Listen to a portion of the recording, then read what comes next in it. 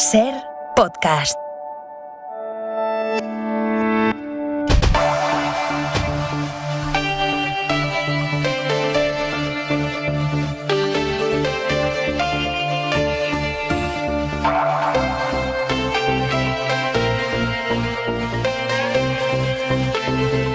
Y a última hora de hoy se ha confirmado una noticia que supone un salto cualitativo en el grado en el que se habían involucrado hasta ahora los países occidentales en el apoyo a Ucrania en su guerra con Rusia.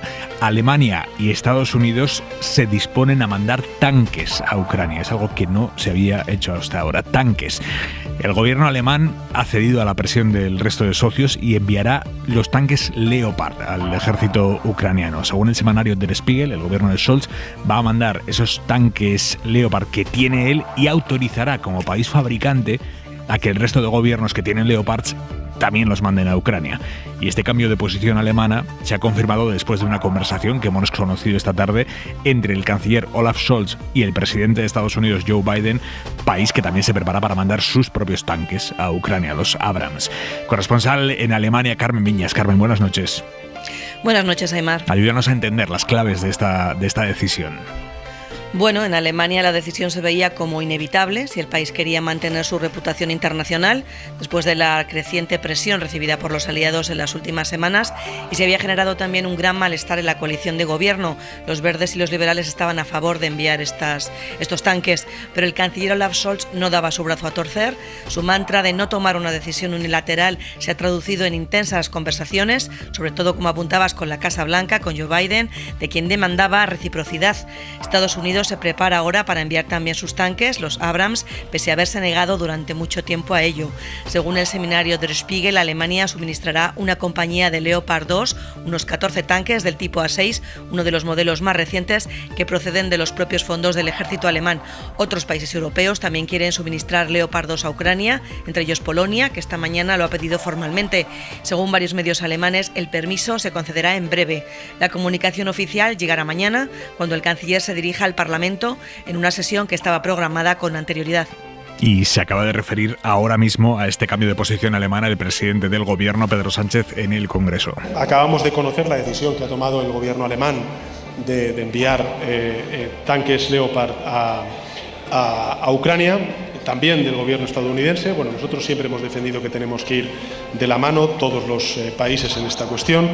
Vamos a ver exactamente en qué se sustancia esta decisión. Vamos a mantener la unidad y vamos a coordinarnos lógicamente con el resto de aliados, ¿no? Y sobre todo Europa. Palabras del presidente Sánchez hace unos minutos en el Congreso, en un larguísimo debate parlamentario que continúa a esta hora. Vamos a volver allí ahora mismo a la Cámara Baja, pero antes, Javier Bañuelos, periodista de la SER, especializado en materia de defensa. Bañuelos, buenas noches. ¿Qué tal, Aimar? Buenas noches. Si finalmente el gobierno de España decidiera sumarse a ese envío de tanques, exactamente qué tenemos nosotros, qué tenemos en España que pueda ser susceptible de enviar a Ucrania. Pues de la versión antigua, Aimar, de los Leopard, poco, muy poco, por no decir nada. Esa opción ya fue descartada por la propia ministra de Defensa. Margarita Robles reconoció que los 53 tanques que España compró a Alemania y que ahora mismo están almacenados en el centro logístico de Zaragoza se encuentran en un estado lamentable. Desde 2012 no se tocan. Repararlos parece poco viable. Los expertos en defensa consultados por la SER admiten que ponerlos en funcionamiento sería un esfuerzo enorme. Así que nos queda, Aimar, la segunda opción, los otros Leopardos, la versión moderna de esos tanques fabricados por la empresa Santa Bárbara en Sevilla. De ese modelo, las Fuerzas Armadas tienen 239 carros de combate. Las prestaciones son infinitamente más modernas, sobre todo el sistema de tiro y la electrónica.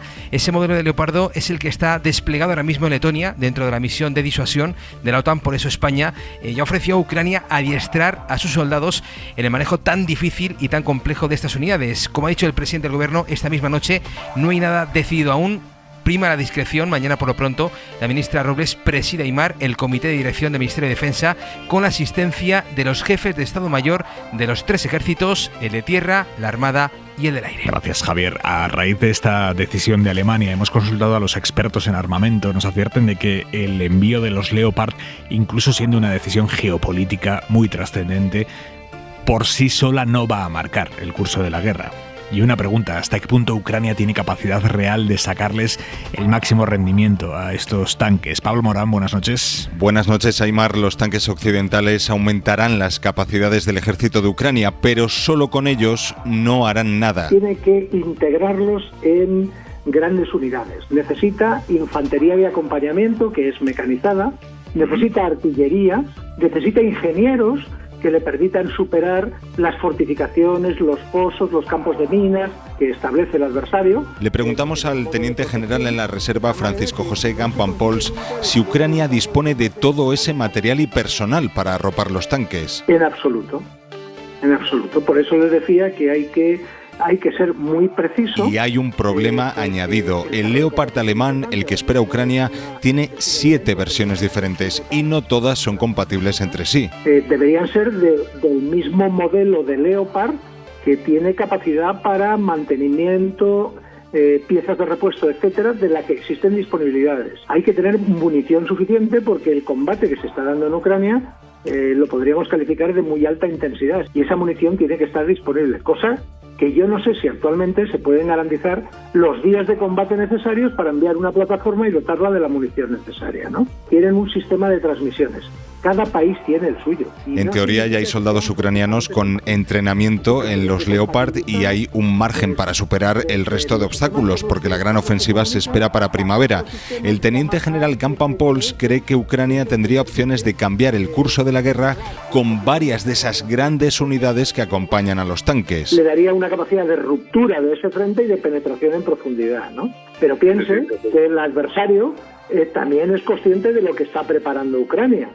Y las unidades prometidas, dice, quizás no sean demasiadas para superar esas líneas del invasor que Rusia sigue fortificando a la espera de esa ofensiva ucraniana.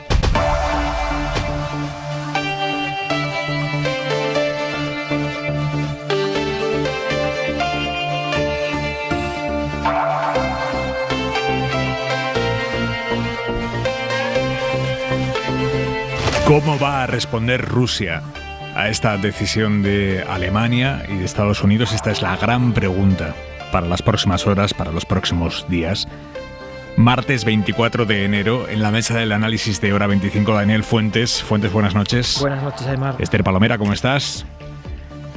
Muy buenas noches. Y Fernando Garea, buenas noches. Hola, buenas noches. Vamos al Congreso, como les decía. Sigue a esta hora el debate, larguísimo debate parlamentario, pero antes, el día en 2 minutos. Isabel Villar.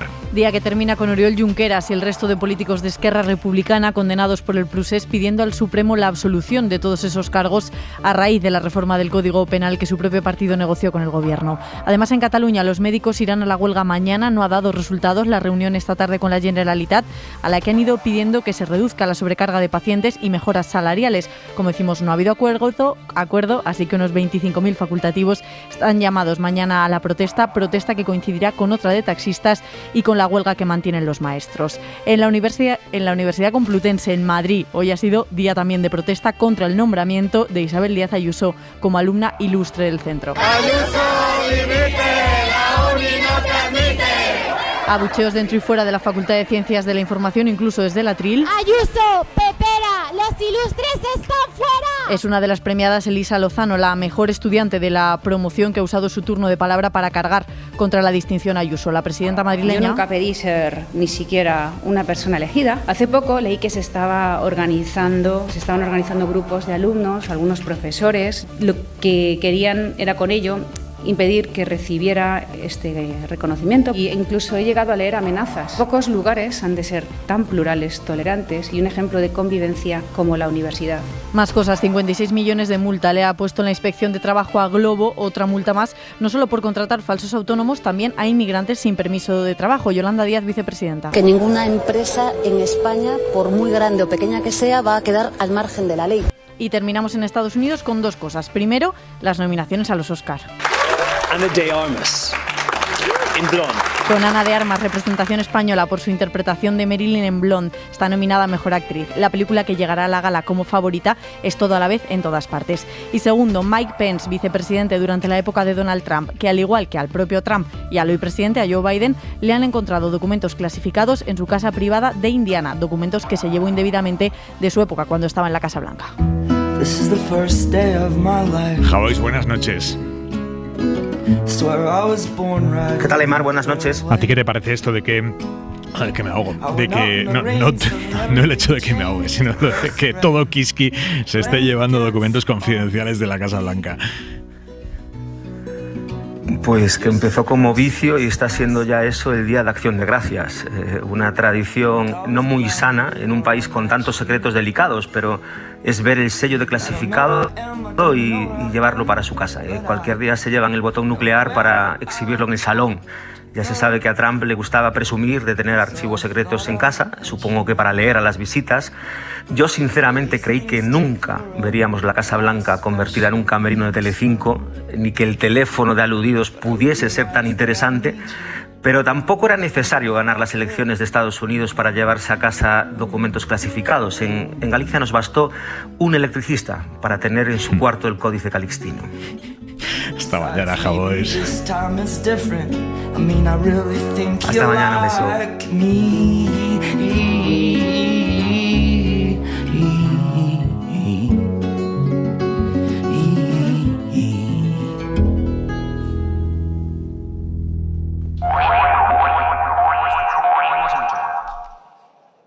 Muchas gracias, señor Esteban. Por el Grupo Parlamentario Socialista tiene la palabra el señor López Álvarez. Sonido en directo ahora mismo en el Congreso tras un larguísimo debate que sigue hasta ahora, que le quedan unos minutos, caras de cansancio entre los diputados y entre los miembros del gobierno, que continúan prácticamente todos allí en el Congreso, encabezados por el presidente que le acaba de contestar así a la portavoz del PP, Cuca Gamarra. ¿De verdad usted, señoría, se cree que en España está en marcha un plan de mutación constitucional que se mantiene oculto a los ojos de la ciudadanía, tal y como se proclamó en la concentración de la Plaza de Cibeles del pasado sábado? ¿De verdad creen ustedes que España transita hacia un régimen colectivista de estilo bolivariano? ¿Seriamente lo piensa? No se ría porque es muy grave, ¿no? De verdad, ¿lo piensa usted, señoría? Porque si lo piensan, lo que no entiendo es ¿por qué se tomaron el fin de semana libre y no acudieron a la manifestación de Cibeles del pasado sábado? No sé qué razón había tan importante para no acudir a esa manifestación, señora Gamarra, cuando de lo que estábamos hablando es de salvar la patria. En eso, de todas formas, señorías, he de reconocerle una cierta coherencia a la ultraderecha que no reconozco en ustedes. Porque si sostienen estas afirmaciones, a mi juicio, disparatadas, sobre estos terroríficos, peligros que acechan a la nación española, pues habré por lo menos den la cara. Y no se vayan de fin de semana. Guillermo Lerma, buenas noches. ¿Qué tal, Aymar? Buenas noches. Es increíble cómo unos y otros están dibujando esta noche la foto de países ya no distintos, sino países irreconocibles entre sí.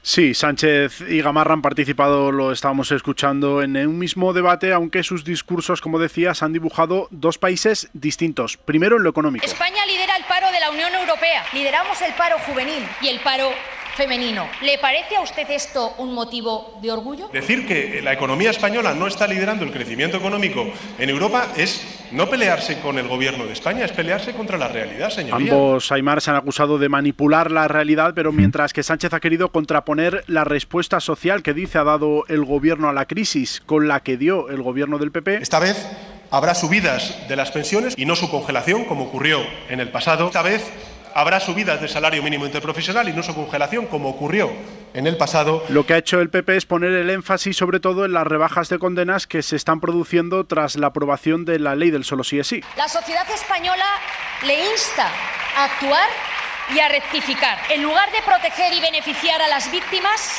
los únicos favorecidos están siendo los peores depredadores sexuales de nuestra sociedad. Su feminismo es mentira. El presidente ha sacado pecho por las batallas que el Ejecutivo ha librado en Europa para hacer frente a la inflación. Ha dicho que ahora sí España cuenta en Bruselas. Porque hoy España exporta soluciones frente a la crisis energética y de precios, a diferencia de lo que ocurrió hace 10 años bajo otros gobiernos con los que, si importábamos algo, fueron rescates al sector financiero y recortes a nuestro estado del bienestar. Pero la portavoz popular se ha fijado en la reforma del Código Penal que afecta a los delitos de sedición y malversación. Sánchez ha asegurado que lo que busca es equipararlo a los códigos penales que hay en los países de nuestro entorno. Porque hoy España exporta soluciones frente a la crisis energética y de precios, a diferencia de lo que ocurrió hace 10 años bajo otros gobiernos, con los que, si importábamos algo, fueron rescates al sector financiero y recortes a nuestro estado del bienestar. Ese era, Aimar, el corte que habíamos escuchado antes. Decíamos que lo que había hecho el Partido Popular es defender que esa reforma del Código Penal para reformar el delito de malversación y acabar con el de sedición no había sido para equiparar el Código Penal al del resto de países de nuestro entorno. Vamos a escuchar ahora sí a Cuca Gamarra. Yo le invito a que lea el auto del Tribunal Supremo y ahí verá que usted no ha homologado absolutamente nada. Miente. Pero es que usted, como le digo, su relación con la verdad es una relación absolutamente tormentosa. En definitiva, que lo que han hecho Gobierno y PP es fijar prioridades distintas, aunque Sánchez se ha explayado en responder a todas las acusaciones de Gamarra. Ha defendido la ley del solo sí es sí, aunque sin entrar al debate sobre si hay que hacer algún cambio o no, pero a lo que ha dedicado más tiempo el presidente ha sido a intentar desmontar ese relato apocalíptico y de degradación institucional que dice hace el partido de Feijóo a la hora de hablar de su gestión. ¿De verdad usted, señoría, se cree que en España está en marcha un plan de mutación constitucional que se mantiene oculto a los ojos de la ciudadanía, tal y como se proclamó en la concentración de la Plaza de Cibeles del pasado sábado? La pregunta ha provocado risa. ¿De verdad, señora Gamarra, piensa que España va camino de una dictadura? Y ha sido contestada por la bancada del PP. Algunos diputados decían que sí. ¿De verdad creen ustedes que España transita hacia un régimen colectivista de estilo bolivariano? Lo que no entiendo es por qué se tomaron el fin de semana libre y no acudieron a la manifestación de Cibeles del pasado sábado. Hacía así referencia el presidente a esa protesta del fin de semana contra el gobierno. Ha sido, Aimar, un debate que ha repasado todas las cuestiones de actualidad. En algunos puntos parecía un debate del estado de la nación, rodeado, eso sí, de un ambiente electoral. Ha habido referencia a las elecciones de final de año, donde el PP ha dicho espera que el presidente del gobierno que salga de las urnas sea Alberto Núñez Feijóo. Y ya precisamente ese ambiente electoral, preelectoral todavía, puramente electoral, explica bien lo que hemos visto hoy entre Sánchez y sus socios, ya no solo el socio de gobierno, Unidas Podemos, sino también los socios parlamentarios como Esquerra, que están empezando a marcar distancias claramente respecto a los planteamientos del presidente. Sara Selva, buenas noches. ¿Qué tal, Aimar? Buenas noches. Sí se nota el año electoral en el gobierno, en la oposición, también en los socios que están intentando marcar el perfil propio. Han coincidido varios en hacer referencia a la participación de Sánchez en Davos, señalando una contradicción. Está muy bien, se lo digo en serio, que usted en Davos parezca el Che Guevara con corbata. Y escuchándole en Davos pareciera que lo hubiese asumido, pareciera que se presentaba como el líder de izquierda europea. Yo le reconozco, señor Sánchez, que a mí me gustó su discurso en Davos. En Davos parecía un revolucionario, pero eso, dicen, no se corresponde con los hechos. Un discurso así se derivan importantes deberes e importantes tareas de vuelta a España. Luego viene la letra pequeña.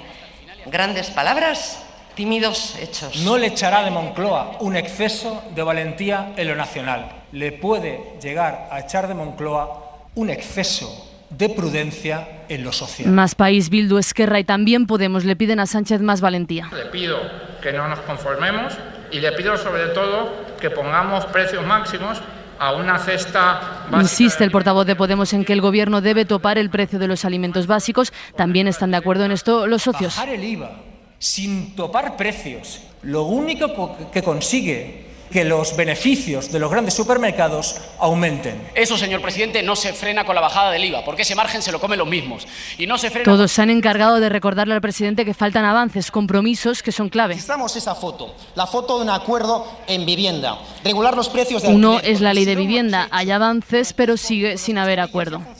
Funcionado. Si lo hemos hecho. Y no ha gustado que Sánchez se haya reunido en Davos con uno de los principales fondos buitre. Está pendiente también la derogación de la ley Mordaza, que sigue bloqueada. El PSOE y Unidas Podemos pretenden una nueva ley Mordaza 2.0 sin derogar las cuestiones más lesivas.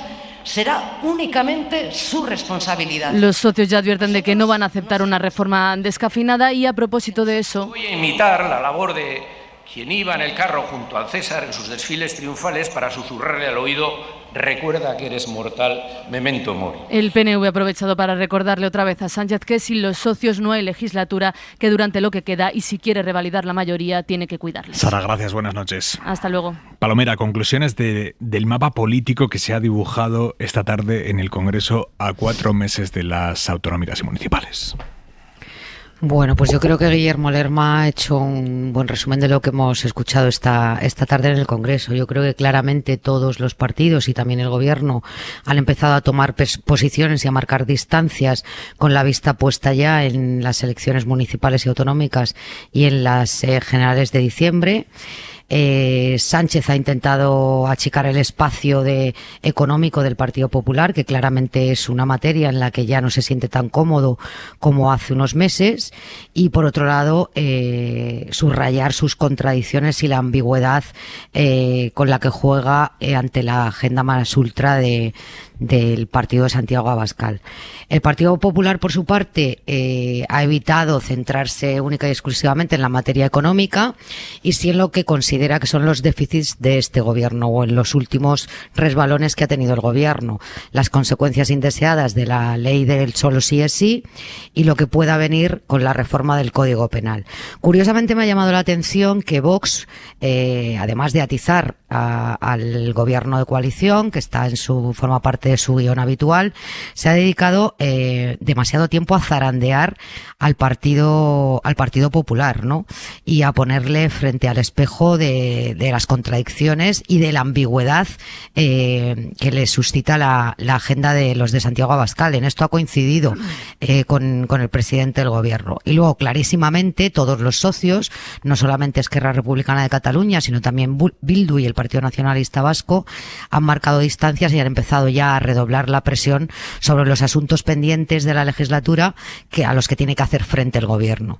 Por un lado, Esquerra, le ha dicho al presidente del gobierno que parte de la agenda que ha sido posible ha sido por los votos de los socios parlamentarios, igual que le ha recordado Aitor Esteban del Partido Nacionalista Vasco, y quizá la portavoz de Bildu ha sido mucho más explícita, ¿no? Al decir que ya estamos en un tiempo de descuento y que hay demasiados asuntos pendientes. Ha sido curiosa también la reflexión de Aitor Esteban, haciendo explícita la falta de alternativa que en este momento y hoy por hoy es el Partido Popular en el Congreso de los Diputados. Por lo tanto, también un serio aviso a la senda por la que está transitando el Partido Popular y que de momento al Partido Nacionalista Vasco no le agrada en absoluto, lo cual puede suponer una dificultad en el caso de que Feijóo en las próximas elecciones obtuviera una mayoría minoritaria y necesitara el apoyo de los nacionalistas vascos.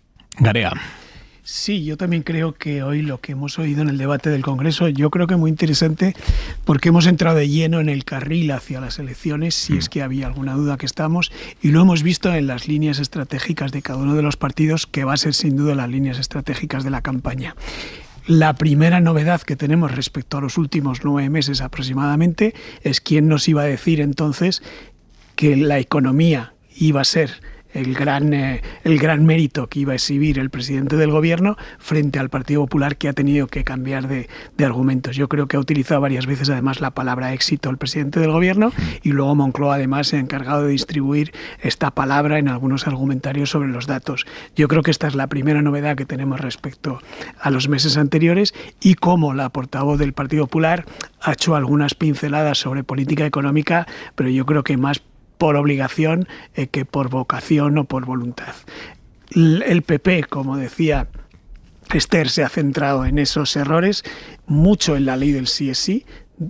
No ha habido respuesta por parte del presidente del gobierno. Yo creo que sigue faltando esa respuesta contundente del presidente del gobierno sobre esa decisión que creo que alarma a los ciudadanos. A mí, desde luego, me alarma, y creo que ese error o ese efecto no deseado, como se quiera llamar, no es un fallo de aplicación de los jueces, sino que es un error legislativo que en algún momento alguien del gobierno, y especialmente el presidente del gobierno, tendrá que explicar. Han salido otros temas también como Marruecos, por parte de varios grupos que tampoco el presidente ha terminado de explicitar. Lo que sí ha hecho el presidente muy bien es poner a la portavoz del Partido Popular en el espejo de declaraciones anteriores y especialmente de algunas hipérboles que utiliza el Partido Popular habitualmente sobre esto del autoritarismo, la dictadura, etcétera, etcétera, que a todas luces es exagerado. Ese es un campo de batalla, digamos, político.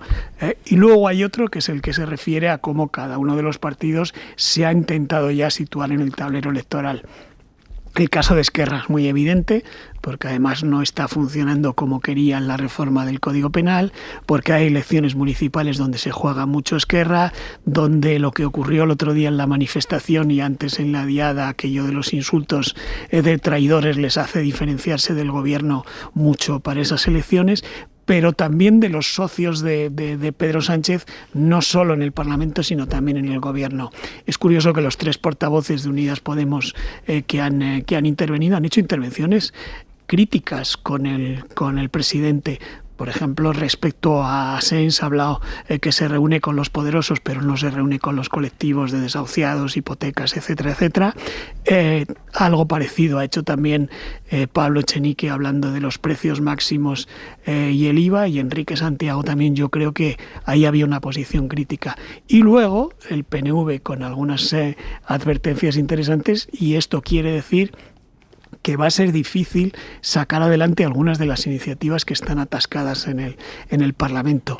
Yo espero que la ley Mordaza, que hoy se ha vuelto a aplazar otra semana, que tiene un efecto muy simbólico, porque acabar la legislatura con una enorme actividad legislativa, con muchas leyes muy importantes, con cambios en derechos muy importantes, pero que una ley tan icónica como la ley Mordaza se quedara sin reformar, creo que sería un fracaso parlamentario notable. Y luego hay algunas, como la de vivienda, bastante incierta, porque como hemos visto va a ser muy difícil pactar. Hay que recordar que por la mañana o a mediodía Esquerra no ha votado a favor del decreto del escudo social, sino que se ha abstenido. Es decir, todos estos indicios lo que demuestran es que ya cada uno está en lo suyo y que va a ser difícil ir encontrando a todos en votaciones comunes. Fuentes.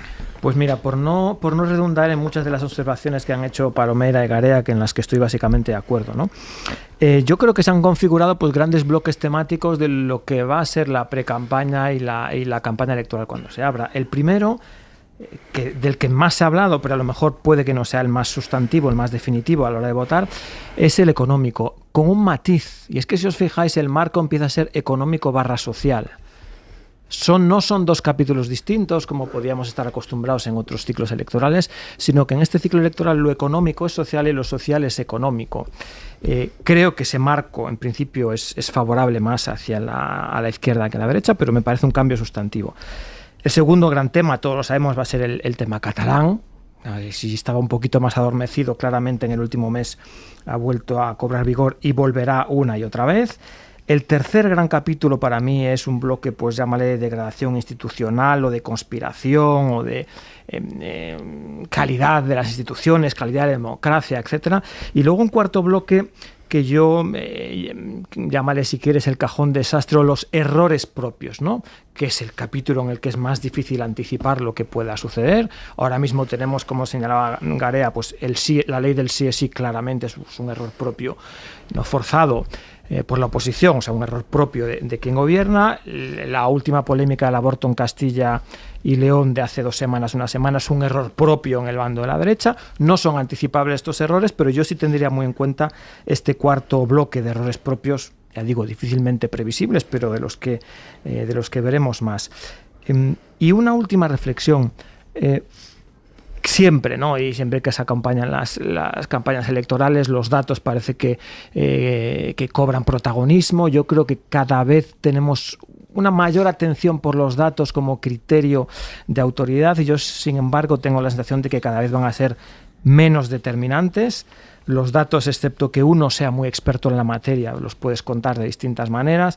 Creo que es fundamental la percepción y la credibilidad del mensaje que se quiera lanzar. Si esa credibilidad, esa percepción La puedes además acompañar de unos datos estupendo y tanto mejor, pero datos que no van acompañados con percepción social, con credibilidad, como escuchábamos antes a Cuca Gamarra hablar de no los datos de flujo de mercado laboral, sino los datos de stock, es decir, no de lo que se está haciendo, sino de cuál es la situación de fondo estructural, tiene muy poco recorrido. El recorrido que tiene es la percepción de lo que uno está viviendo en su entorno laboral. Sí, sobre todo porque además la inflación, que es, digamos, el principal problema de España, es un asunto económico muy de percepción de cada uno de los ciudadanos en su día a día. No es la prima de riesgo que tiene unos efectos negativos evidentes en todos los ciudadanos, sino que es algo que se vive muy directamente. En el análisis me había dejado la parte del eje derecha o ultraderecha, que ha estado muy presente en el debate. Yo creo que además Santiago Abascal, como suele hacer siempre, ha acudido presto a echar una mano al gobierno y a Pedro Sánchez con algunas de las cosas que ha dicho y con los emplazamientos reiterados que ha hecho al Partido Popular de pactos, futuros pactos, ya hablaremos, espero que no ocurra lo mismo. Es decir, yo creo que ese eje ha estado también muy presente y cómo el Partido Popular lo que hace es intentar distanciarse de eso, de la pésima experiencia que está teniendo en Castilla y León y que hemos vivido con este disparate de lo del aborto, que lo que hace es dar munición evidentemente al gobierno contra el Partido Popular, munición momentánea, porque ya vimos la experiencia de Andalucía, aunque sea un lugar muy concreto, y cómo el cargar mucho las tintas de una campaña electoral sobre el miedo de la ultraderecha, a veces lo que provoca no es solo movilizar a tu electorado, sino que lo que hace más es agrupar el electorado de la derecha en torno al Partido Popular, precisamente porque se ve a Vox como un partido exagerado, como un partido friki. Es decir, algunas de las cosas que seguimos oyendo a Abascal en el Parlamento con esto de la exageración climática, etcétera, etcétera, yo creo que no hay que calificarlo siquiera. Y vamos a volver después. Dame un segundo, Palomera. Dame un segundo, porque vamos a volver después a ese eje en la derecha, a esa batalla que se está cociendo entre el PP y Vox y que hoy hemos visto a las claras con Vox atacando casi más duro al Partido Popular que al gobierno. Pero antes, y mencionábamos a Esquerra, paréntesis en la crónica parlamentaria, paréntesis importante, Junqueras y el resto de cargos de Esquerra condenados por el Tribunal Supremo han pedido esta tarde la absolución total a raíz de la reforma del Código Penal que su propio partido, Esquerra, negoció con el gobierno. Junqueras pide al Supremo la absolución tras la eliminación del delito de sedición y la rebaja de penas en el de malversación. Albert Prat, buenas noches. ¿Qué tal, Aimar? Bona nit. Sí, el abogado del líder de Esquerra defiende que una vez derogada la sedición no se le puede aplicar el delito de desórdenes públicos, a diferencia de lo que plantean la Fiscalía y la Abogacía del Estado. La defensa de Junqueras argumenta que incluso el Supremo descartó esa posibilidad en varias ocasiones y añade que la sentencia del Procés acredita que en ningún momento su cliente hizo un llamamiento violento a organizar disturbios. Los escritos de defensa del resto de condenados, estamos hablando de Carme Forcadell, de Raúl Romeva y de Dolors Bassa, comparten prácticamente el mismo guión. Recordemos que una vez actualizado el Código Penal, el Supremo pidió la opinión a todas las partes para luego revisar la sentencia. Pues bien, según el punto de vista de las defensas, tampoco es posible que se aplique a Junqueras y al resto de exconsellers de Esquerra el delito de malversación. El abogado Andreu Van den Einde y su equipo argumentan que no hubo ánimo de lucro en los preparativos del 1 de octubre y por lo tanto no se les puede aplicar, dice, la pena más grave que prevé hasta 12 años de cárcel. Hora 25. Como les decía, vamos a volver en unos minutos a la política pura y dura, al debate en el Congreso, a cómo hemos asistido hoy a una batalla dura dentro de la guerra en la que están inmersas la derecha y la extrema derecha. Pero antes, una de las noticias más importantes de este martes, por lo que tiene que ver con el respeto a los derechos laborales en España. 56 millones de multa le ha impuesto la Inspección de Trabajo a Glovo, la empresa de reparto a domicilio, por contratar falsos autónomos y por contratar también a personas inmigrantes que no tenían permiso de trabajo. Javier Ruiz, jefe de Economía de la SER, buenas noches. ¿Qué tal? Muy buenas noches. Es una sanción muy dura, Ruiz, pero es que estamos hablando de una empresa que, por lo que nos cuenta la Inspección de Trabajo, es que trabajaba como si esto fuera el salvaje oeste, sin media norma. Es una Inspección de Trabajo, esta vez es la de Madrid, que suma la enésima sanción, porque Glovo acumula 205 millones de euros en multas. Y efectivamente, Cada multa tiene una degradación laboral más. La última fue explotar a trabajadores autónomos que no lo son, que debían estar en nómina. Vuelve a ocurrir. Esos son 32,9 millones de esta multa y otros 19 millones más de cuotas a la seguridad social impagadas. La última vez hubo una multa por obstrucción a la justicia. Esta vez hay 5,2 millones de multa por tener a trabajadores sin permiso de trabajo. Es decir, a inmigrantes ilegales en sueldo.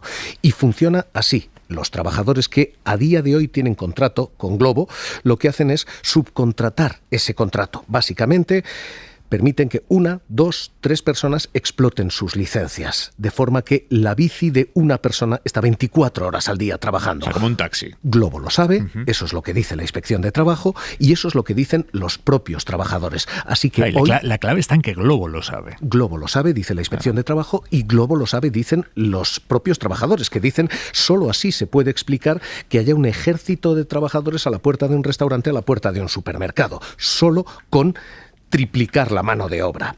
En total, estos son 7.000 empleados en Madrid. En total afectados, la Inspección de Trabajo lleva contados 37.348 personas. Cuando tenemos 37.000 casos, no tenemos 37.000 excepciones. Tenemos una norma, y la norma es explotación laboral y, efectivamente, incumplimiento de derechos. Hoy, fuentes de seguridad social cuestionan incluso la viabilidad de la compañía. 200 millones en multas. 300 millones en pérdidas, después de el año pasado haber perdido otros 400 millones y el anterior otros 83. Así que ahora mismo lo que tenemos es una compañía que hace aguas, un problema que queda en seguridad social y, sobre todo, ¿quién paga esta cuenta? Porque la empresa se ha vendido ya a una empresa alemana. El agujero, ¿quién lo paga? Las multas que vienen, ¿quién las paga? ¿Las paga Glovo? ¿Las paga el comprador alemán que lo ha hecho? ¿O las pagamos todos? Y nos traes, Ruiz, esta noche también datos sobre otra empresa que no tiene nada que ver con Glovo, ni en su modelo, ni en su estructura, ni en su conflicto laboral, en nada, pero que sí está en el centro del debate de quién gana cuando una empresa gana mucho dinero.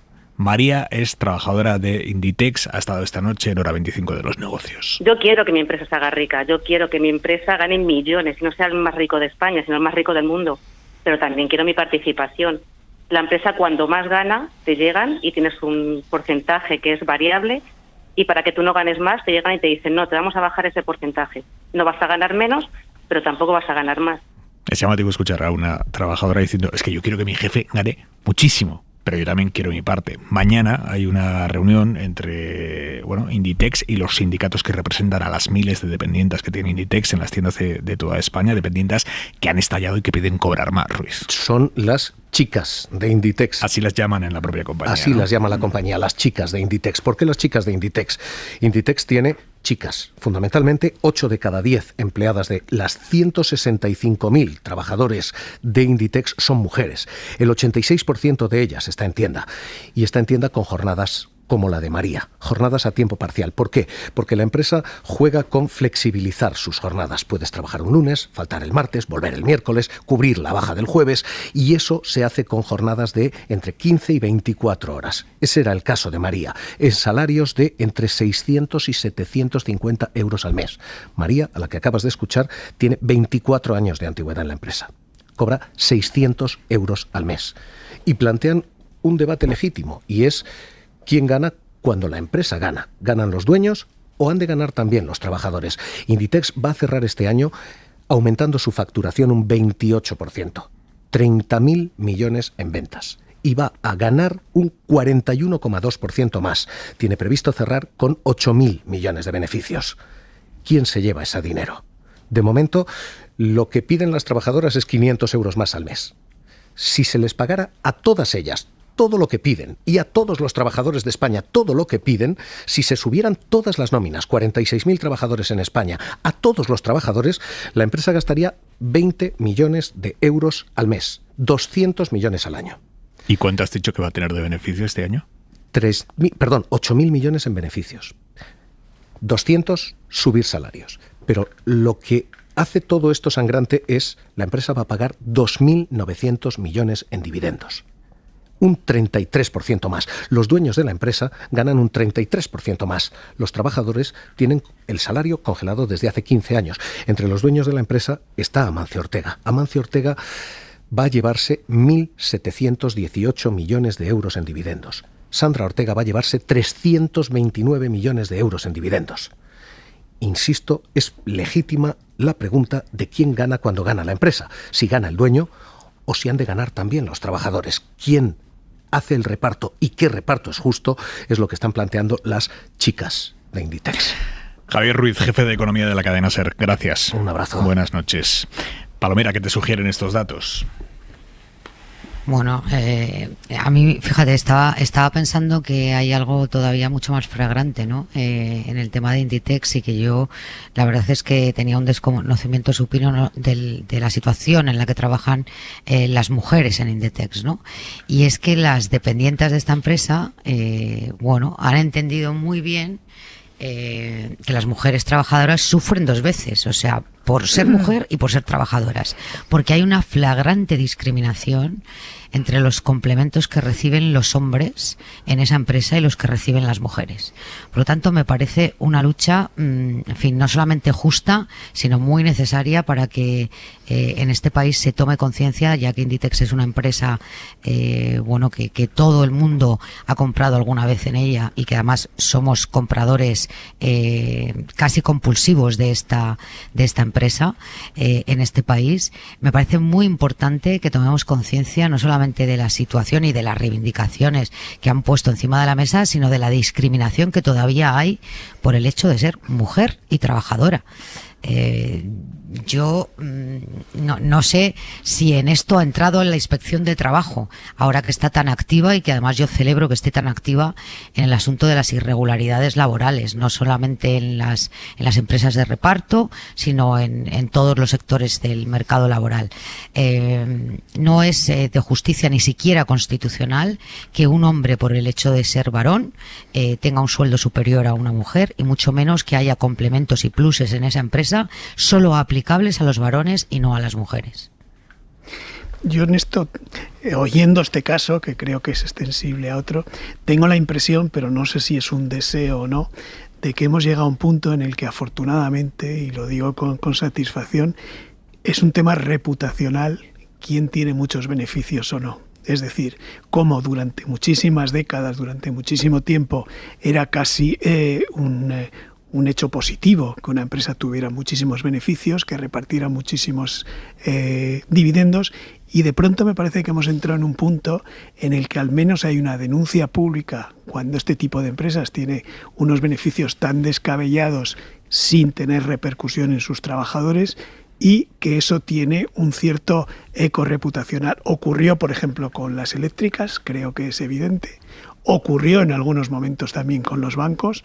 Creo que la sociedad, en términos generales, ha asumido, por ejemplo, que a las eléctricas o a los bancos se les establezcan impuestos en función de esos beneficios tan desproporcionados que tenía a costa de los ciudadanos, y me da la sensación de que poco a poco esa percepción va cambiando, o no sé si es un deseo mío. Fuentes. Yo creo que de los dos ejemplos que hemos citado, creo que hay algunas diferencias notables. Insistiendo, marcando, y lo hemos repetido, las enormes diferencias que hay entre un caso y otro. Creo que en el caso de Globo hay un problema de modelo de negocio, de cultura empresarial, y de ir al límite o más allá del límite de la ley.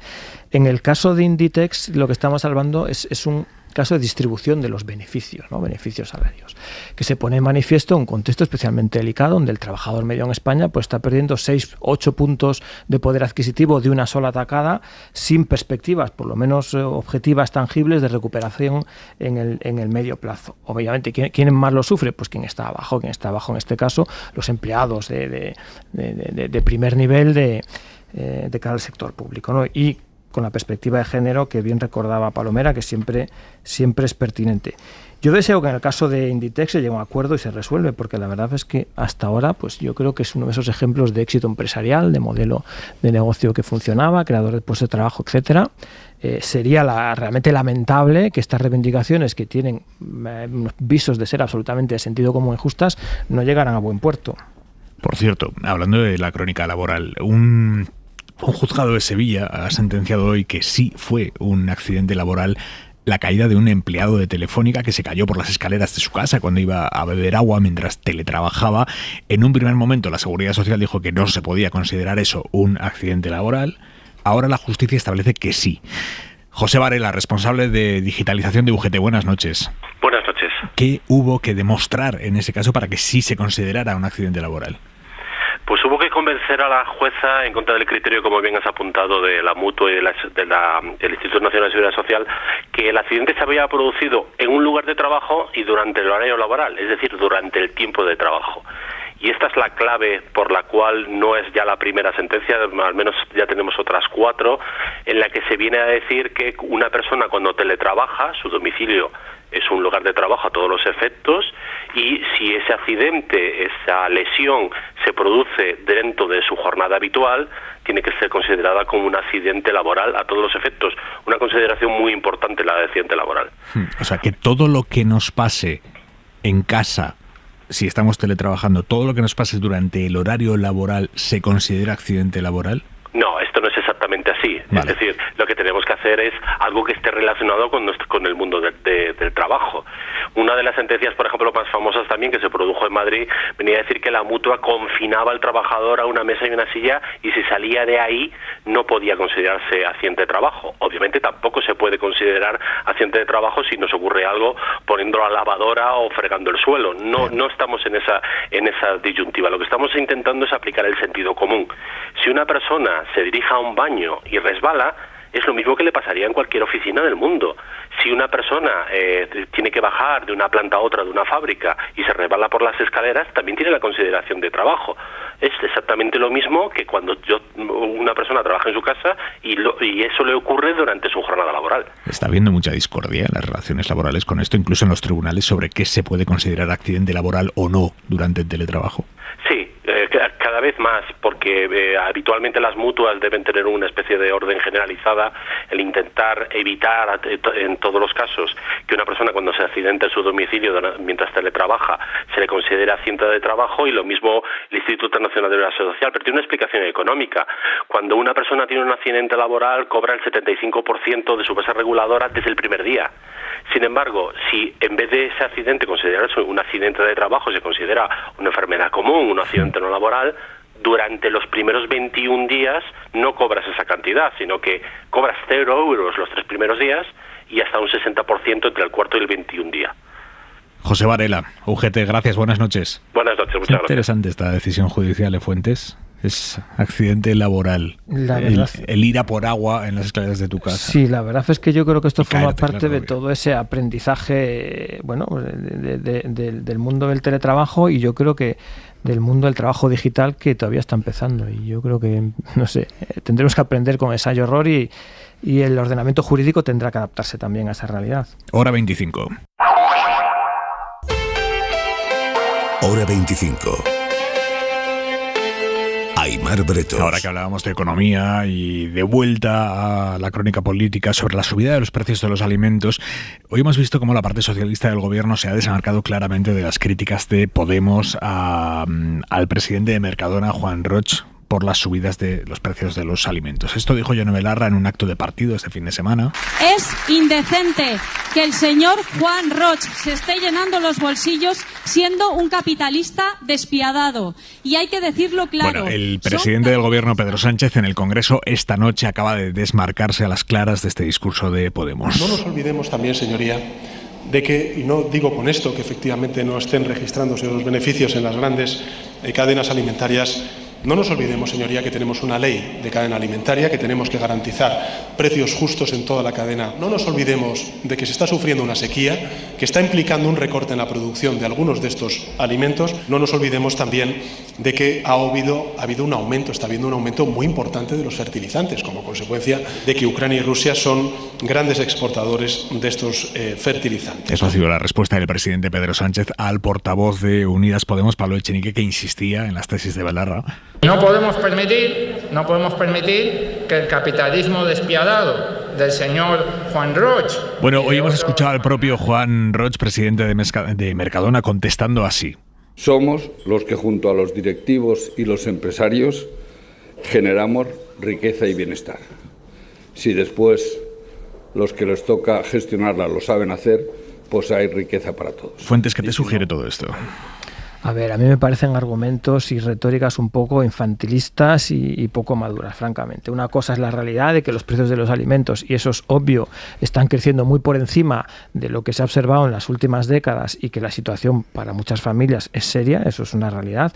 Y otra cosa es tratar de buscar y de acusar con el dedo a una empresa de una marca concreto con soluciones que además son más mágicas que fundamentadas, ¿no? Esta propuesta de que topemos los precios al nivel que estaban antes de la guerra, como se hizo con las mascarillas. Esto no es cierto, esto no es así.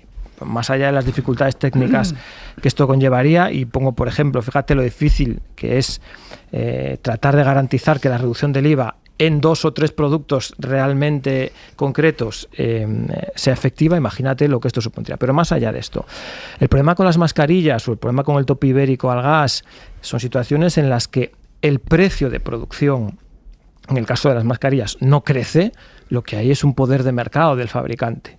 Mis condiciones de fabricación son las mismas, no han variado, pero como tengo una explosión de la demanda y tengo ese poder de mercado, entonces mi tentación es subir el precio y que arree el que pueda, ¿no?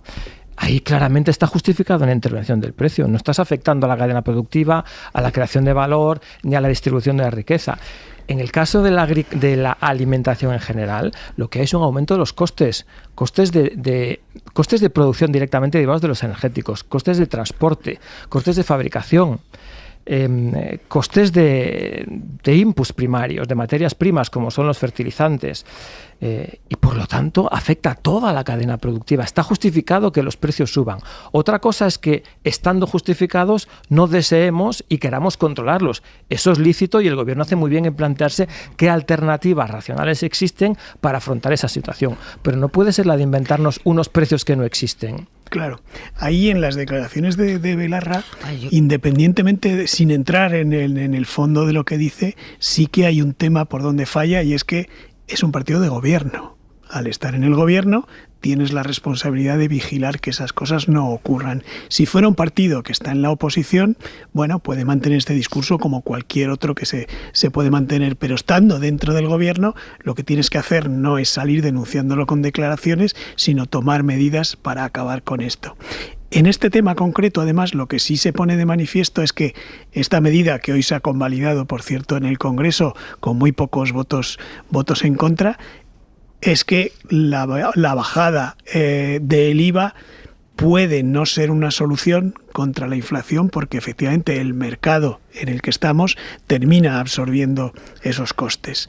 Y luego, Fernando, pero si no conseguimos que la bajada del IVA tenga la finalidad que pretendemos, ¿cómo pensamos que la solución va a ser bajar todos los precios? Claro, si no lo conseguimos ni siquiera con el IVA, que define el propio estoy gobierno. Poniendo, digamos, enfrente del espejo de la contradicción que tiene esta medida aprobada hoy, que por cierto, Yolanda Díaz, que es vicepresidenta del gobierno que aprobó esta medida y que hoy ha votado a favor y que ha aplaudido después de esa votación, ya dijo hace mes y pico que la bajada del IVA de estos productos no era la solución. Ahí está la contradicción en la que están quienes denuncian esta cosa de las empresas. Y luego, después de oír a Pedro Sánchez, lo que me sugiere es recordar el Pedro Sánchez de no hace mucho, cuando en sus comparecencias ante los medios o públicas criticaba también a empresas con nombres y apellidos de algunas empresas. Ahora de pronto hemos vuelto otra vez a cambiar y hemos pasado en el principio de la legislatura, si os acordáis, hacía todos los grandes actos con presencia como figurantes de todos los grandes empresarios,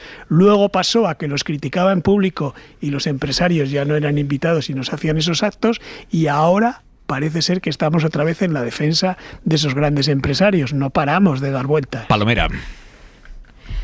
Bueno, pues claro, yo voy a discrepar. Efectivamente estoy de acuerdo en que el presidente del gobierno está en un proceso. Con ambos. Contigo no, Aymar, porque no has dado tu opinión. Pero con mis dos compañeros. Pero si la dieras también. Pero también estaría en contra. Pero también, si dieras tu opinión. Espera, también. Dame un segundo, Palomera, que quiero escuchar tu discrepancia. Ya me has pedido 2 segundos, ¿eh? No, pero es que quiero escucharla ampliamente. Y en cuestión de 2 minutos tengo que dar paso a una publicidad que todas las emisoras de la cadena SER vamos a meterla simultáneamente. Entonces, lo que vamos a hacer es, después de esta publicidad, escuchamos ampliamente tu discrepancia. ¿Te parece? Venga, claro. Venga, vamos allá. Hora 25. La ropa para mañana. Jordi Carbó, buenas noches.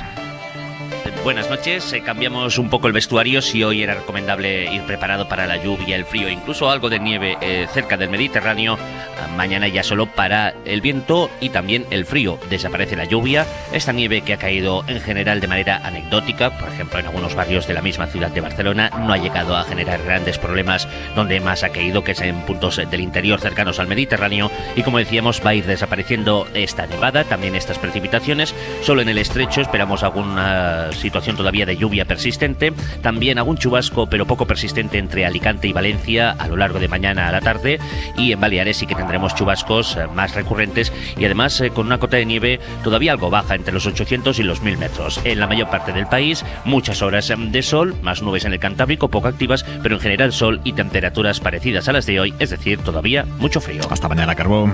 Adiós. Y esta noche en El Larguero, Manu Carreño, muy buenas. Hola, Aymar. Vamos a adentrarnos en la indignación rojiblanca por las 300 entradas que le ha dado el Madrid para el partido del jueves ante las 4.000 que había pedido el Athletic. De 4.022 a 334. Claro, igual hay que replantearse el cambiar la normativa o el reglamento en España. Ya sabes, en la competición europea, Aymar, cuando tú vas al campo del Bayern de Múnich, por ejemplo, la UEFA, por normativa, obliga al club local a ceder el 5% del aforo de su estadio a la afición rival. ¿Tienes capacidad para 80.000? Pues el 5% de 80.000. Pues ya está, 3.500, 4.000 y luego ya tú las puedes ocupar o no. Sin embargo, ni en la Liga ni en la Copa del Rey es obligatorio.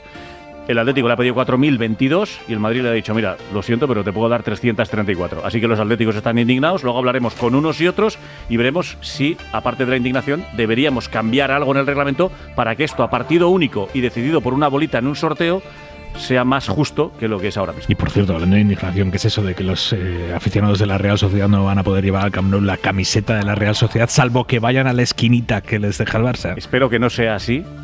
Espero que no sea así, pero luego trataremos también ese asunto, porque ya lo que faltaba, que en pleno 2023 un hincha de la Real no pueda entrar al Camp Nou con la camiseta de la Real y sentarse donde le dé la Real gana siempre que haya comprado su entrada. Pero luego tratamos ese tema también. Hasta luego, Manu. Adiós, Aymar. Esther Palomera, adelante con la discrepancia. A ver, voy a ello. Voy a discrepar. A ver, solo estoy de acuerdo en algo que ha dicho Area, y es en que el presidente del gobierno está en un proceso de reconciliación con el sector empresarial después de muchos meses de poner en la picota a determinados sectores de la economía española. Eso es evidente. Pero no podemos criticar a una ministra porque afee la falta de implicación de un determinado sector en la salida de la crisis, porque lo han hecho varios ministros, incluido el presidente del gobierno, con banqueros, con el sector inmobiliario, etcétera, etcétera, etcétera. A Belarra, probablemente, digo probablemente porque no sé si es así, le ha faltado en esa declaración un poco de institucionalidad o le ha sobrado contundencia. Pero que las grandes distribuidoras de alimentación, y concretamente la que mencionaba la ministra Belarra, han aprovechado la crisis económica para subir indiscriminadamente los precios, y no siempre esta subida tenía que ver con el aumento de los costes derivados de las materias primas y de la producción, eso lo sabe cualquier consumidor que va cada semana a hacer la compra en una gran distribuidora de alimentación. Y yo creo que hace bien esta ministra o cualquier otra en poner el foco en que esto no puede ser.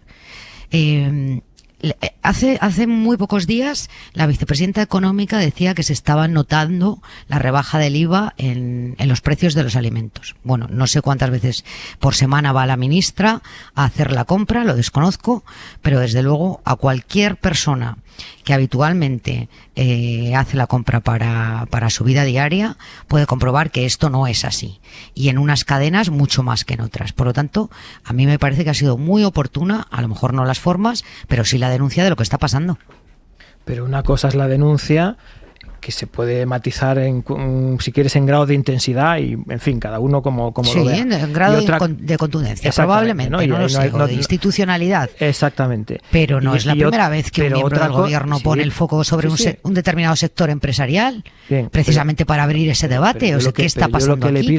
Demasiado tarde me parece que hemos abierto este debate, ¿eh? Demasiado tarde. Pero yo lo que le pido a una ministra es que cuando hace el diagnóstico de un problema, más allá de que si la institucionalidad o la intensidad es la adecuada o no, es que la propuesta que acompaña tenga algún sentido. no sea un brindis al sol, una propuesta tan absolutamente infantil y tan poco trabajada que no tiene ningún fundamento y que no contribuye en nada a solucionar el problema que dice denunciar. Esa es mi parte de la crítica.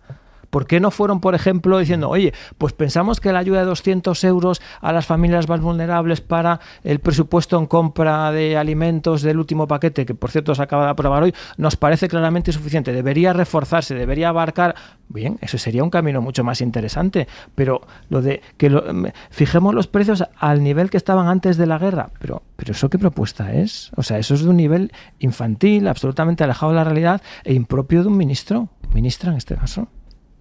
Garea. Sí, yo creo que eso es evidente. Yo creo que el no acompañarlo de propuestas, el además apoyar y aplaudir y votar estas medidas que tienen esos efectos tan perniciosos para los ciudadanos, no lo digo yo, lo dice la propia ministra, creo que hay una contradicción que como mínimo tendrá que asumir, es decir, el admitir que acaban de aprobar una medida, según esa versión, en el Consejo de Ministros y hoy se ha convalidado en el Congreso, que no solo no favorece a los ciudadanos, sino que a quien favorece es a 3 o 4 empresarios que están ganando mucho dinero. A mí me parece que si eso es lo que quieren decir, me parece que es muy grave que eso se haya apoyado en el Consejo de Ministros y se haya apoyado hoy en el Congreso. Y eso es lo que está detrás de todo esto. Escuchamos antes la respuesta del presidente de Mercadona, Juan Roch, una respuesta comedida. Ahora vais a entender por qué subrayo aquí lo de comedida. Somos los que junto a los directivos y los empresarios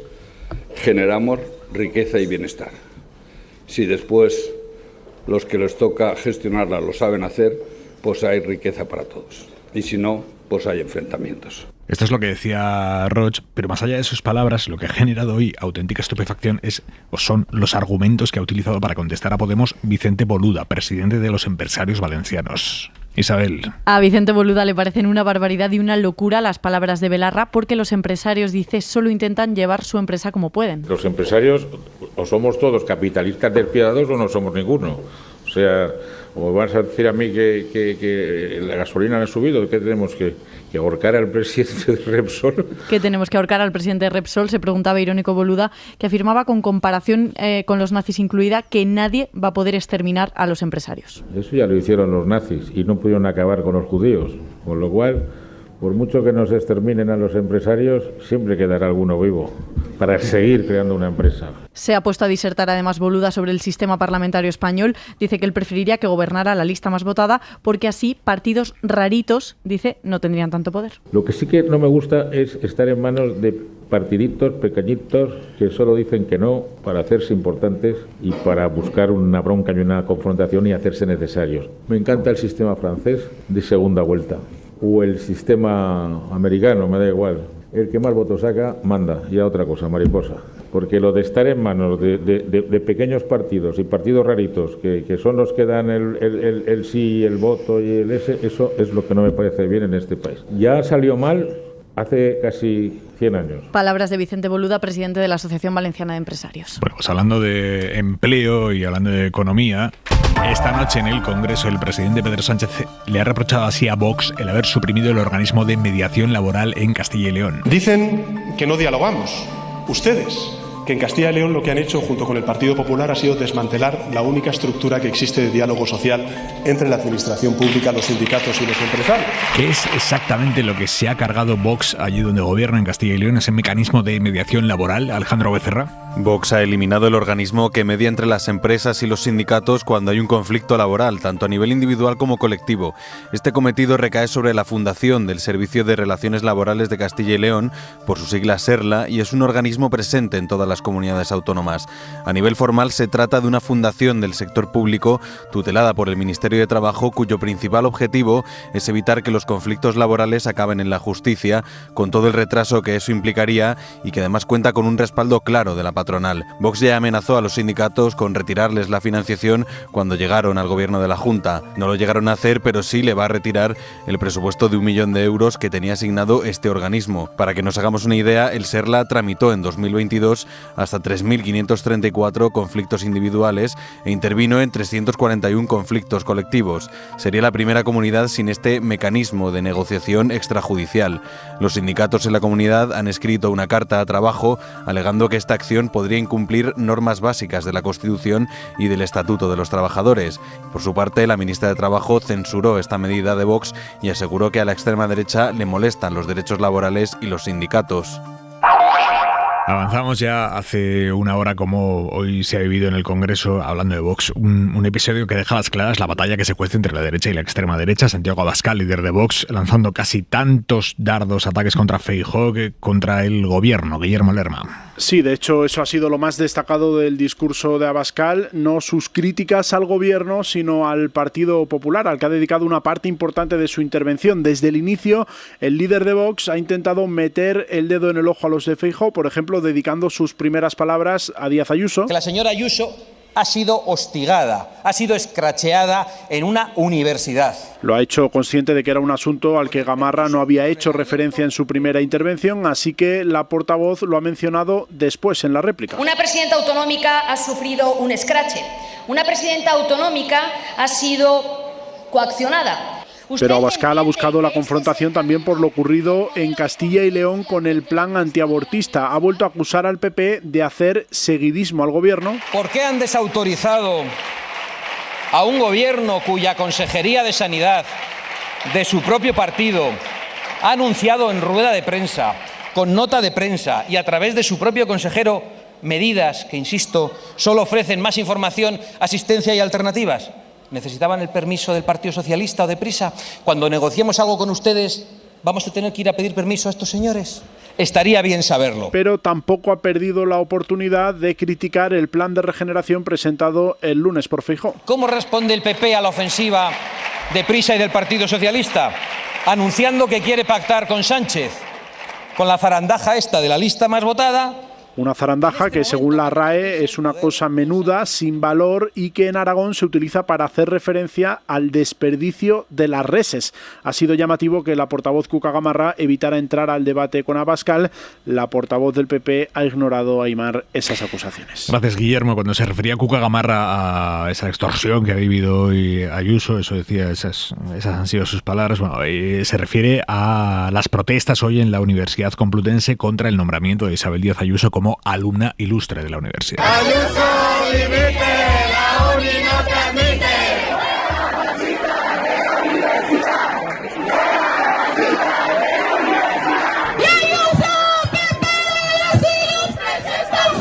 Abucheos dentro y fuera de la facultad, incluso desde la Atril, porque una de las premiadas, Isabel Lozano, la mejor estudiante de la promoción de Ciencias de la Información, ha usado su turno de palabra para cargar contra esta distinción a Ayuso. La verdad que yo este premio no lo quiero para absolutamente nada. ¿De qué me sirve? No lo sé, no sé quién ha decidido que yo aquí soy la mejor de la promoción.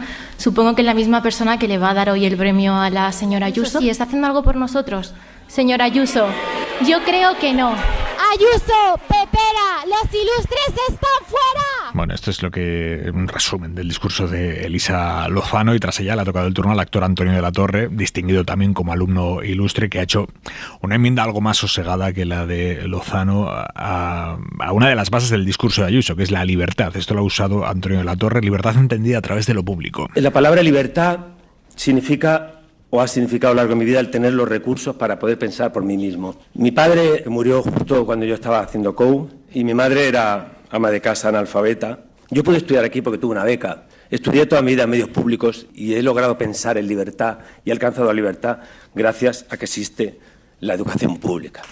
Y al final del todo ha intervenido la presidenta de la comunidad, Isabel Díaz Ayuso. Yo nunca pedí ser ni siquiera una persona elegida. Hace poco leí que se estaban organizando grupos de alumnos, algunos profesores. Lo que querían era con ello impedir que recibiera este reconocimiento, e incluso he llegado a leer amenazas. Pocos lugares han de ser tan plurales, tolerantes y un ejemplo de convivencia como la universidad. Sobre la presencia de Ayuso hoy en ese acto, Juan Lobato, PSOE de Madrid. Yo creo que ir a provocar, a encender a la gente, como le suele gustar a la señora Díaz Ayuso, a generar conflictos en vez de consensos, creo que no es lo más adecuado. Y esta tarde le han preguntado al ministro de Universidades, Joan Subirats, de los Comunes, qué opina de esta distinción a Ayuso por parte de la universidad. Me parece muy mal, digamos, que de alguna manera la universidad pública, que lo hace con toda la autonomía, digamos, de alguna manera haga ilustre a una persona que en su política universitaria de alguna manera lo que estás haciendo degradando a la universidad pública, ¿no? Porque es la comunidad autónoma que tiene un nivel de financiación de la universidad pública más bajo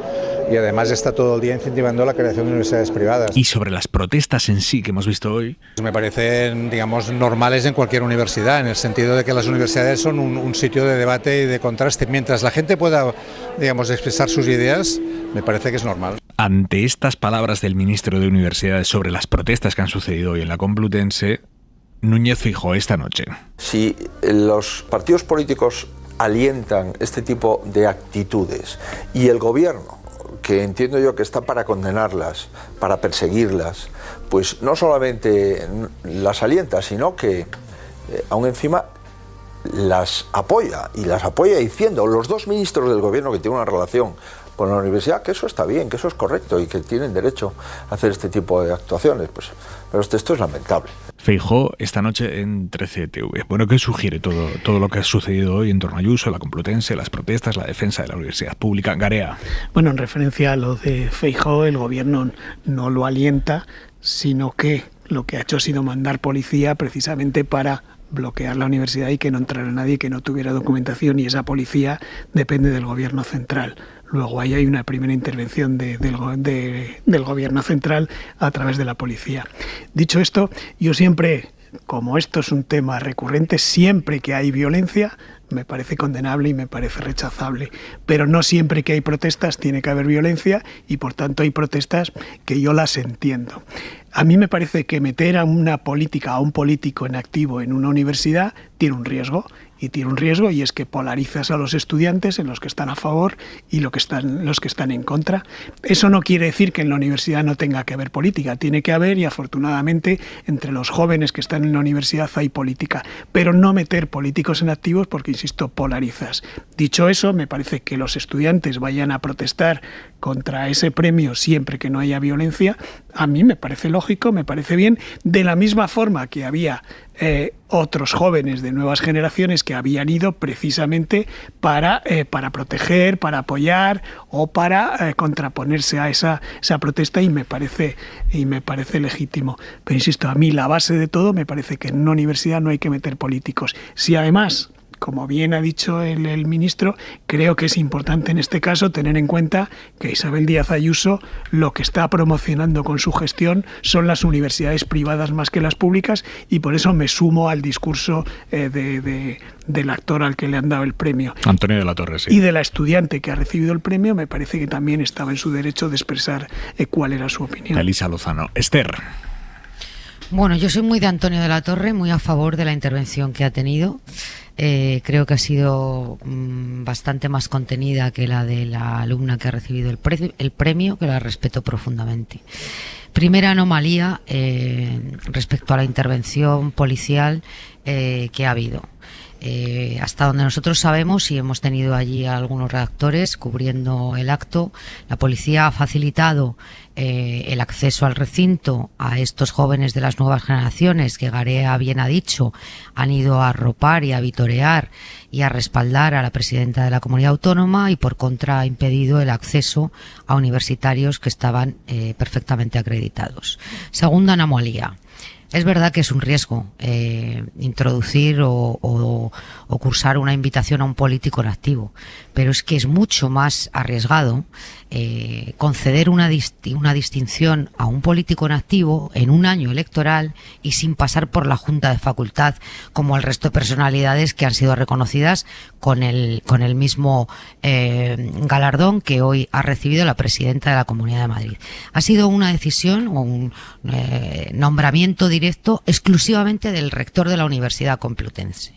Por lo tanto, si nos tenemos que sorprender, sorprendámonos de todo. Dicho esto, como Garea, estoy absolutamente de acuerdo en que se puede uno manifestar y protestar contra la decisión de un rector, que no es insisto, de la universidad ni de la Junta de la Facultad, pero lo que no se pueden tolerar son los insultos, las amenazas o la violencia. Esto es absolutamente condenable, porque efectivamente la universidad es un sitio donde no es que se prime la convivencia, sino donde debe primar el conocimiento, la formación y otros muchos valores, y no los que hoy hemos visto en las imágenes tan deplorables que hemos visto en todos los informativos. Fuentes. Pues a mí no me ha gustado nada, pero nada, es que no salvo nada, no veo ni siquiera un aprendizaje de esta mala experiencia. No entiendo el nombramiento, me parece absolutamente atípico, fuera de lugar, por la persona, por los méritos de la candidata, por el procedimiento. Me ha parecido una bronca excesiva. Yo, por supuesto, defiendo la libertad de expresión y si uno quiere protestar y manifestarse en contra, pues que lo haga, me parece muy bien. Los gritos incluso forman parte de esa expresión de protesta, pero las imágenes que yo he visto me han parecido de una violencia más allá de la que yo considero tolerable. Y tampoco me ha gustado el alegato de esta alumna, creo que no ha sabido estar, creo que hay otras maneras de expresar la misma idea con la misma firmeza, utilizando herramientas de ironía. Yo como profesor, si esta fuera mi mejor alumna, me sentiría claramente defraudado. Y sobre todo lo que realmente más me ha entristecido de este episodio es que la Universidad Pública Española tiene tantísimos problemas, pero problemas serios, problemas estructurales, problemas que vienen de lejos, problemas que particularmente la presidenta de la Comunidad de Madrid no contribuye a solucionar, sino que más bien los agrava por su apuesta claramente por la educación privada. Y que de todo eso no se está hablando. Nos estamos hablando al final de algo que hemos visto en tantas ocasiones, que es un clásico, ¿no? Llevar a un político y al final estamos en la bronca y no estamos en los males de la universidad pública, que son muchos. Punto y 25. Joaquín Estefanía. El aguacil aguacilado. Las sucesivas crisis que ha sufrido este país en los últimos años han roto en muchos casos las costuras de la administración y de muchas empresas que se encuentran escuálidas para ofrecer con eficacia sus servicios a la ciudadanía o para producir sus bienes. La Inspección de Trabajo es un colectivo de unas 3.000 personas encargado de vigilar que no se produzcan abusos laborales. Ellos han sido los que encontraron simultáneamente en las llamadas Big Four las principales firmas de consultoría para desvelar que en muchos casos no se respetan en ellas las jornadas laborales, ni se pagan las horas extraordinarias, ni se cumple la llamada desconexión digital. También son ellos, los inspectores de trabajo, los que han impuesto nuevas sanciones a la empresa de reparto Globo por emplear a falsos autónomos y utilizar riders sin permiso de trabajo. En total, Globo acumula más de 200 millones de euros en multa. La paradoja llega ahora. Esos mismos inspectores de trabajo que entraron en las consultoras y en Globo se ponen en huelga, en busca de una mejora de sus condiciones de vida y sobre todo para reivindicar un reforzamiento de su plantilla. Es lo que Quevedo denominó el aguacil aguacilado. Punto y 25.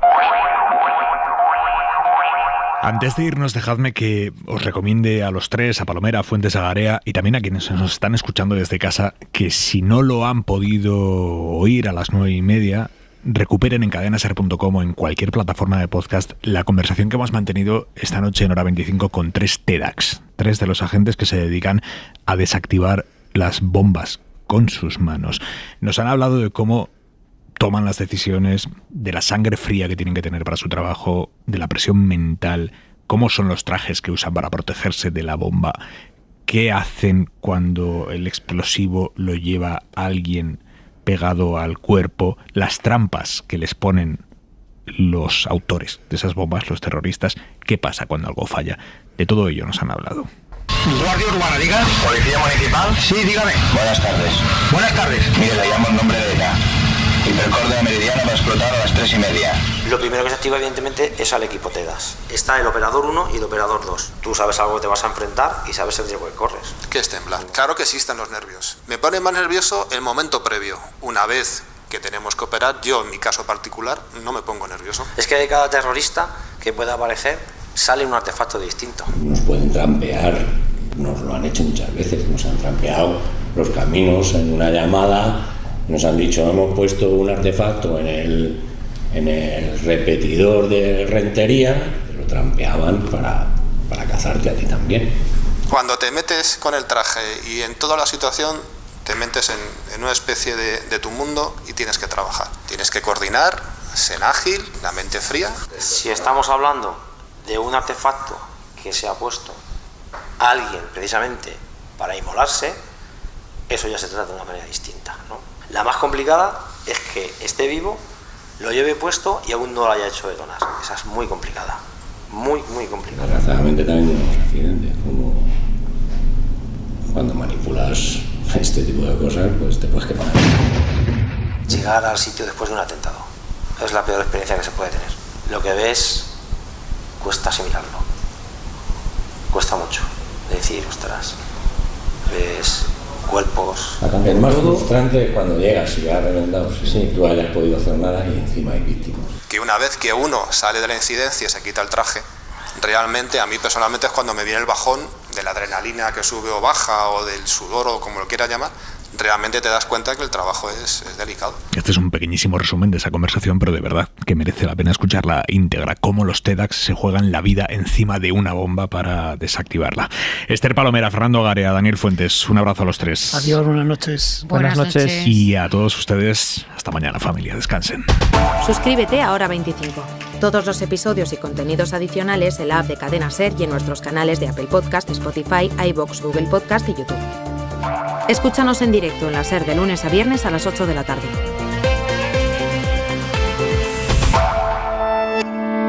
Cadena SER. La radio.